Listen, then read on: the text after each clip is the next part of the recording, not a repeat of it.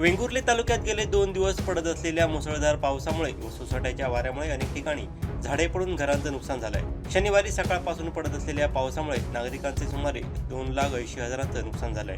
तसंच समुद्राला सुद्धा उधाण आलं असून मोठमोठ्या लाटा किनाऱ्याला धडकत आहेत। यामुळे नागरिकांना सतर्कतेचा इशारा हवामान विभाग व वेंगुर्ला तहसील कार्यालय आपत्ती विभागाकडून देण्यात आला आहे।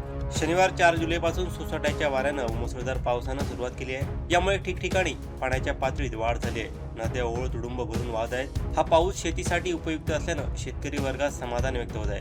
तसंच समुद्र किनाऱ्यावर सुद्धा सोसाट्याचा वारा व पाऊस असल्यानं लाटांच्या उंचीत वाढ झाली असून मोठमोठ्या लाटा किनाऱ्याला धडकत आहेत। ताशी 30 ते 40 किलोमीटर वेगाने वारे वाहत आहेत। यामुळे समुद्र किनाऱ्याजवळील नागरिकांना तसंच मच्छीमार बांधवांना सतर्कतेचा इशारा देण्यात आला आहे। तसंच पर्यटकांनी सुद्धा समुद्राच्या पाण्यात न उतरण्याच्या सूचना प्रशासनाच्या वतीने देण्यात आल्या आहेत। या पावसामुळे श्रीरामवाडी येथील रवींद्र गाडगिळ यांच्या घरावर झाड पडून छपराचं सुमारे 90,000, उभादांडा सिद्धार्थवाडी येथील दयानंद विष्णू बोलेकर यांच्या घरावर झाड पडून शप्पर पत्र्यांचं सुमारे 40,000, वेंगुर्ले बंदर रोड येथील अंजलील फर्नांडिस यांच्या घरावर झाड पडून घराचे सुमारे 1,00,000, तर सुंदर भाटले येथील अजित यशवंत कन्याळकर यांच्या घरावर माडाचं झाड पडून सुमारे 50,000चं नुकसान झालं आहे।